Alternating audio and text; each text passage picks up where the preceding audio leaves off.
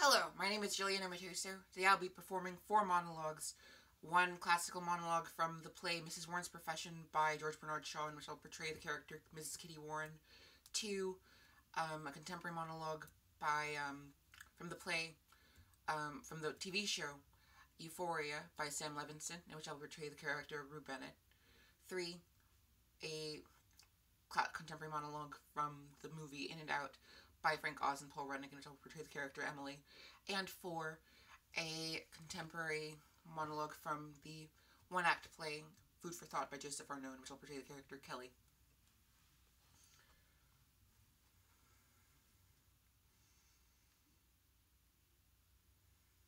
The total run time of the monologues overall should be between 7 and 9 minutes. Let's say about 8 minutes.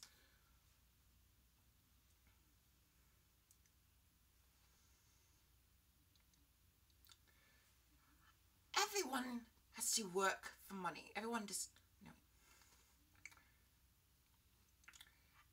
dislikes having to work for money. They have to do just the same. I'm sure if I've paid a poor girl, tired out in low in spirits, having tried to please some man she doesn't care 2 straws for.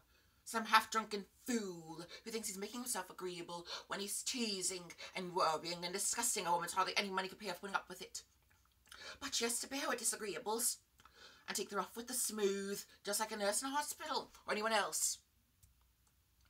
It's not work that any woman do for pleasure. Goodness knows. But hear the pious people talk, you'd suppose there's a bed of roses. Of course it's worthwhile for a poor girl if she can resist temptation and is good-looking and well-conducted and sensible. It's far better than the employment open to her. I always thought that oughtn't to be. It can't be right, Vivi. There shouldn't be better opportunities for women. I'll stick to that. It's wrong. But it's so right or wrong, and a girl has to make the best of it. But of course, it's not worthwhile for a lady. If you took to it, you'd be a fool. I should have been a fool if I'd taken anything else.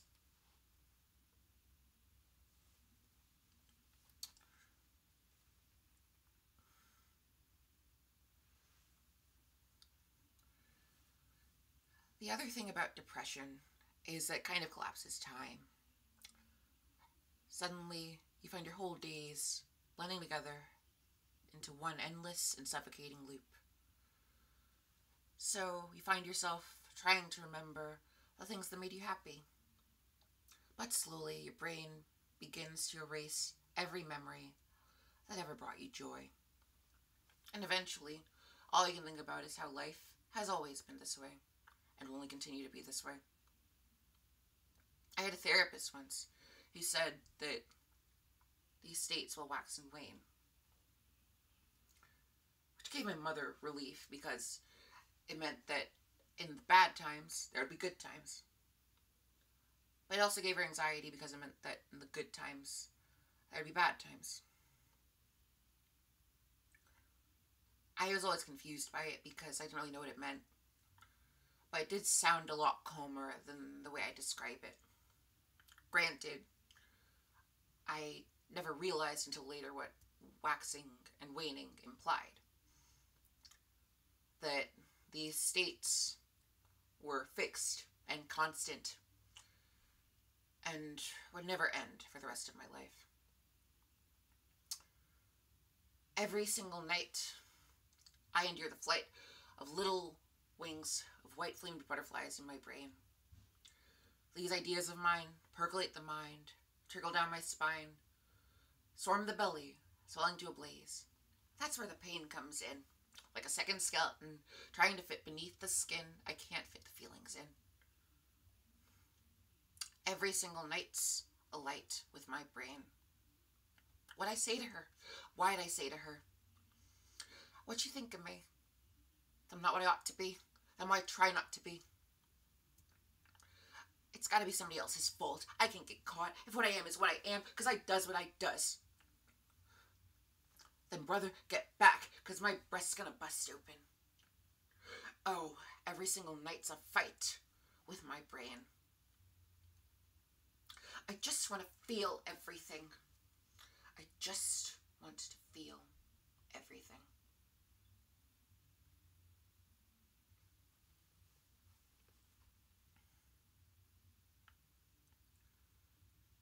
I lost 75 pounds. I lost 75 pounds. You say you're sorry? You're sorry. You're sorry. After I wait for you, no, not just 3 years, my entire life. After I plan my future around our wedding. After I base my entire concept of self-esteem on the fact that you're willing to marry me and you're sorry. Thank God my parents are dead. This would have killed them. Are you really gay? Is there, any other time you may have told me this? I'm wearing a wedding dress that you picked out. I highlighted my hair because you said I needed shimmer. I loved you and believed you, and I pretended not to notice this dry sand thing. I thought you were just creative. I thought you were just smarter than me, and more sensitive and more interesting.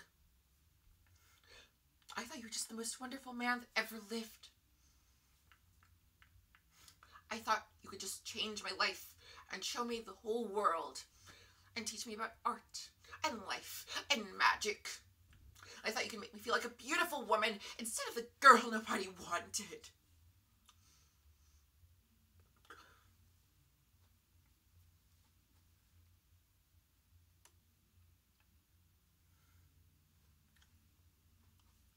It's more than that. She's tapping into my ideas. I shared with her a story about a woman who's in love with a humanoid. And now she's writing a story about a woman who's in love with a humanoid. It's almost like she's competing with me.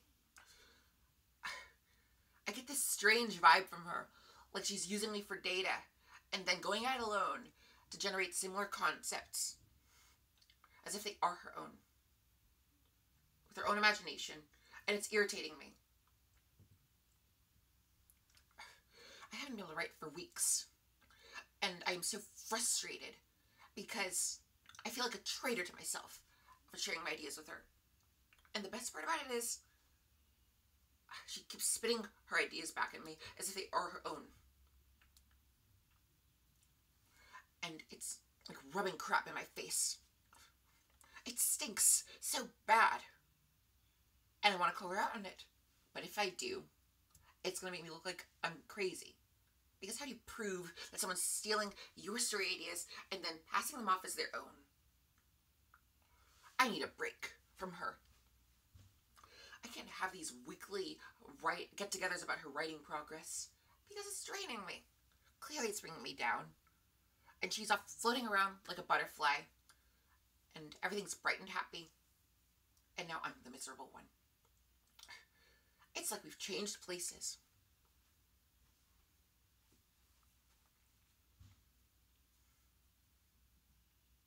Thank you.